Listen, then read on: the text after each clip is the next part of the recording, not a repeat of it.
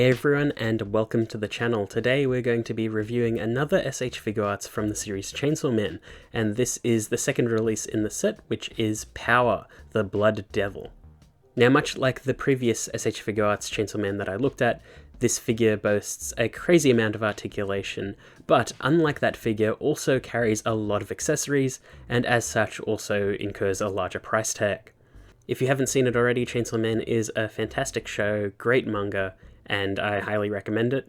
I read the manga sometime last year and fell in love with it, and it's not super long, it's short and sweet, and, well, not so sweet depending on your interpretation of it, but Chainsaw Man is a fantastic series nonetheless, and I highly recommend it.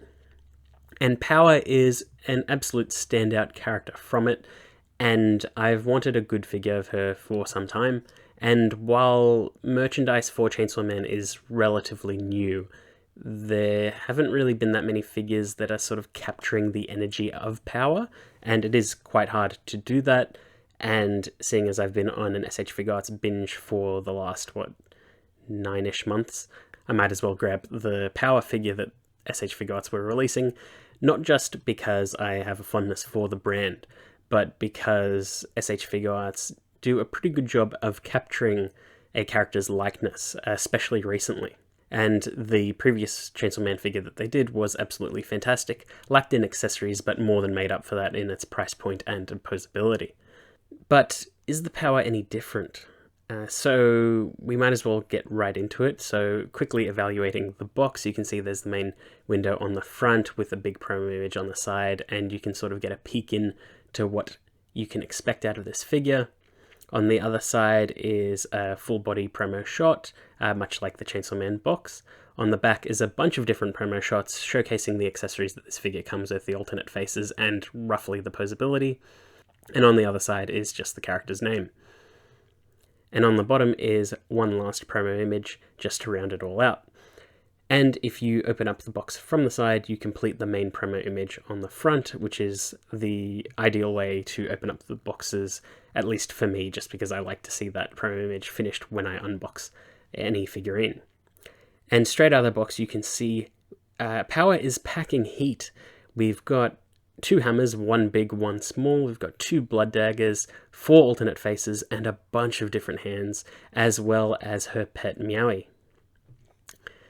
So we might as well get right into it and take the figure out of this plastic shell.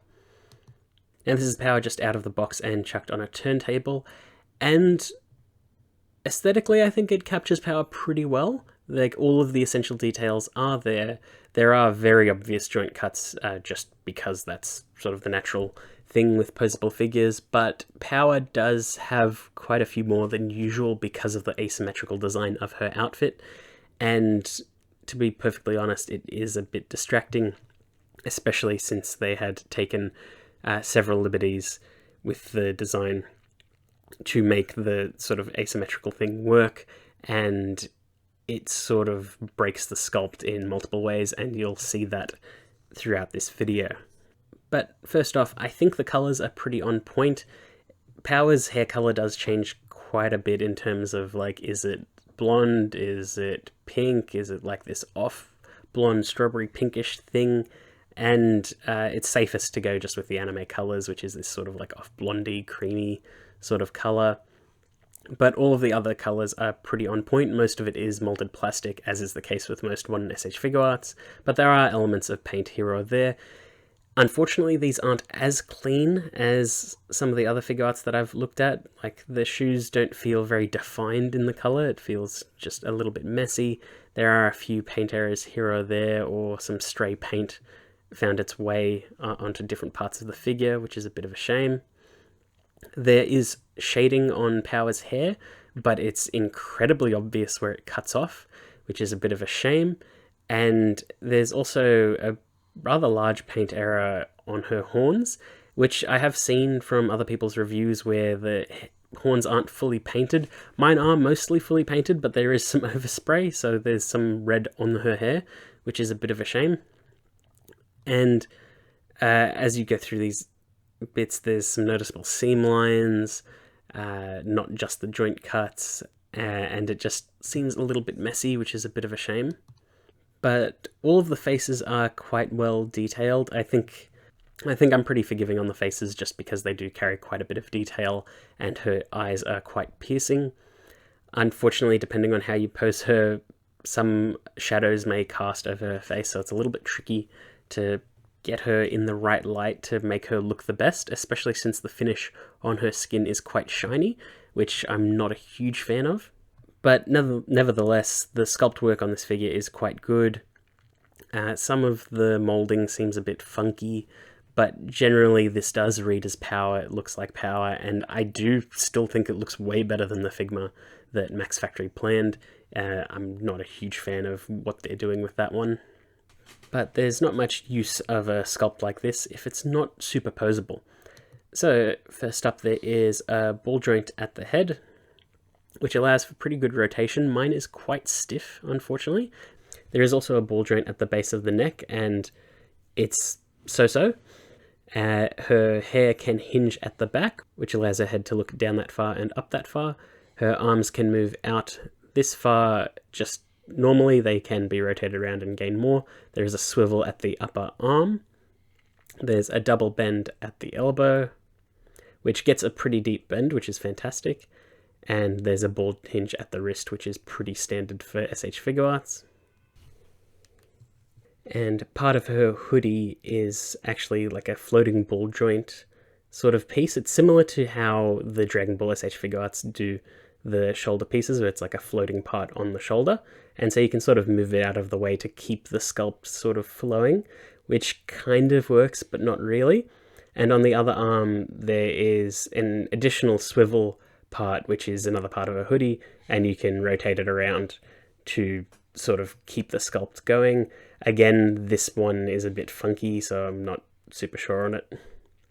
Her tie is bendable, so it doesn't really get in the way of her pretty good ab crunch.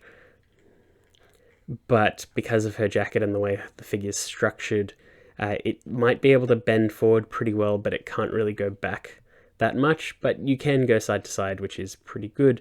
The jacket itself is flexible, so it doesn't really get in the way. There is a very tight and squeaky waist joint. I'm not a huge fan of that, don't really want to test it. She can kick up that far, and she cannot kick back at all. So she does have a sculpted butt, much like the Denji Chainsaw Man figure, but it's limited her in such a way that she just cannot move backwards, which is a bit of a shame, really. There is a double bend at the knee, which allows for a really deep bend, which is good. There's a swivel at the upper thigh, which is pretty good. And she can achieve a pretty good splits, and again, the shirt's bendable, so it doesn't get in the way. There's good amount of rotation at the foot. I believe it's a ball joint. It feels like a hinge, but I think it's a ball joint. And then there's a toe bend. So all in all, pretty good articulation, but because of how good some of the articulation is, the sculpt can break in very sudden and awkward ways, which is a bit of a shame. But out of that articulation, you can get Power into some pretty nice and dynamic poses. Some of it takes a little bit of balancing, but you can achieve quite a bit, especially with all of her alternate faces. So she comes with 5 faces, which is her sort of neutral smile, which is okay, but I think it looks better depending on the angle that you're looking at her at. Again, the really high glossy skin finish looks a bit funny, but it is a pretty good face overall. She comes with a sort of, I'd say, a neutral shouting introduction face, which is sort of the look that she gives when she's first introduced in the series. She also comes with a large smile, which can also be used as a sort of shouting smile sort of look. It works for her action poses just because she's wild and outrageous. And she also comes with a open-mouthed worried pose. There's like some sweat detailed and some sort of stress lines and things detailed on the face. It looks quite nice. Unfortunately, some of that detail is again hidden by the hair, but it does look good overall. And then she's got another face where it's another sort of worried face or stressed out face, and it's her biting her lip, and I quite like this one. Again, there's some nice detail work and some sweat on her face just lends more to the character and her sort of wild mood swings and strangeness and just unwillingness to do any work that could potentially get her hurt. But yeah, out of those 5 faces, you get quite a bit of character in the figure. Swapping her weapons in each hand is pretty easy. She only has 1 pair of hands on each side that allow for weapons, and it's pretty much a one-size-fits-all sort of deal. The only weapon that's a little bit difficult to put in is the small hammer, bizarrely enough, just because of the handle being a slightly awkward shape, whereas the other ones are sort of just a straight shape or a cylinder. She can hold the large hammer without any issue. The large hammer is hollow, so it doesn't weigh a lot, it just looks quite imposing, and the joints on her arms are quite solid, so she's got no trouble holding it up. It's just that because she's got thin legs and not super large feet, it sort of makes it hard to balance her with the hammer unless you use an external stand. But generally you can put her in a bunch of different poses and she looks pretty good in everything. The hammer in particular, the large hammer in particular, is very, very nicely detailed, and it sort of has a nice coloration and detail work that looks like it has been made out of blood, which I quite like. But yeah, you can just chuck her in a bunch of different poses, a bunch of different hands, and she's just got a lot of character. It does take a little bit of effort to move the sort of floating jacket pieces out of the way in order to keep the sculpt flowing, but generally it's not much of an issue. I don't think that the quality control is nearly as good as was on the Chainsaw Man Denji figure, and this was made in the Vietnam factory, so take that at face value, I guess, that the quality control on Power just isn't as good as the Denji, and there's a lot more going on with the Power and a lot more that could go wrong, but generally that's just how I feel about it. We will do a quick size comparison, so here is Power next to Chainsaw Man Denji, and you can see they suit each other pretty well. Here she is next to a high-grade Gundam. This is the 1144 Aerial Gundam. The HG Gundams are about the same size as Figmas as an S.H.Figuarts, so it's around 112 scale figure size, even though Gundams are 1144 scale, but that's a whole nother thing. And here she is next to a WCF figure. This is the WCF Nico Robin from One Piece. But yeah, I'm just going to chuck up more poses for you guys to see, and yeah, you can get quite a bit out of this figure, and she looks pretty good in just about any pose, but it does take a bit of effort to get a good looking pose. And whereas with the Denji, I was fully confident at pretty much every single moment posing him and getting him into every single weird bend and shift of the figure. For Power, a few things get caught on each other. Some of the joints are a bit too tight, some of them are a little bit too loose.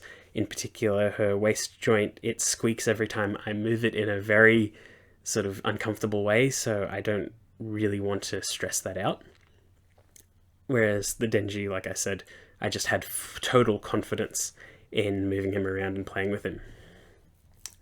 So yeah, you do get a lot out of this figure, and they do come with an insane amount of accessories for what it is, which is great for S.H.Figuarts in general, but it does have a few issues with it.